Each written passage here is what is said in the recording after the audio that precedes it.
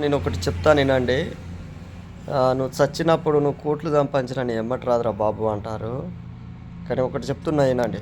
తల్లి గర్భంలోకి వెళ్ళి పుట్టంగానే ఈ ఆత్మ తల్లిని అంటుందట, అమ్మా నన్ను ఎలా తీసుకొచ్చావో అలా పోయినాడు, అలా నువ్వు నా ఎమ్మటి వస్తావంటే చీపోరా, నేను కాదురా, నిన్ను నా గర్భంలో వేసిన పరమాత్మని అడుగురా, అతనే నీకు చెప్తాడంటే పరమాత్మని ఆత్మ అడుగుతుందట.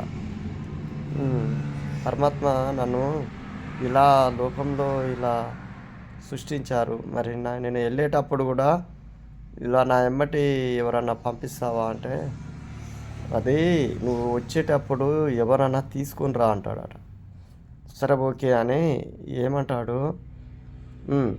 తర్వాత 3 days తర్వాత పుట్టంగానే 1 గంట తర్వాత ఒక వ్యక్తి పరిచయం అవుతాడు. ఆ వ్యక్తి అనేవాడు మన చచ్చేదాకా ఎమ్మటి ఉంటాడు, మన వానితోటి వస్తాడు. వాళ్ళు ఎవరో చెప్పుకోండి చూద్దాం అని చెప్తాను నేనండి. పుట్టంగానే మంచిగా హాస్పిటల్లో నర్సరీ ఎవరో తుడిచి కడిగి క్లాత్ ఇస్తుంది. ఆ క్లాత్ తోటి అంటాడు ఆత్మ, ఏమి నువ్వే నాకు కొత్తగా పరిచయం అయ్యావు కదా, నువ్వు నా ఎంట వస్తావా అంటే చచ్చేదాకా నువ్వు కాట్లే పోయేదాకా నీ ఎంట వస్తా అని ప్రమాణం చేస్తాడట. వెరీ గుడ్ అని సరే అంటాడట. తర్వాత ఇక ఒక 12 సంవత్సరాలు 15 సంవత్సరాల తర్వాత ఇంకొకరు పరిచయం అవుతారట.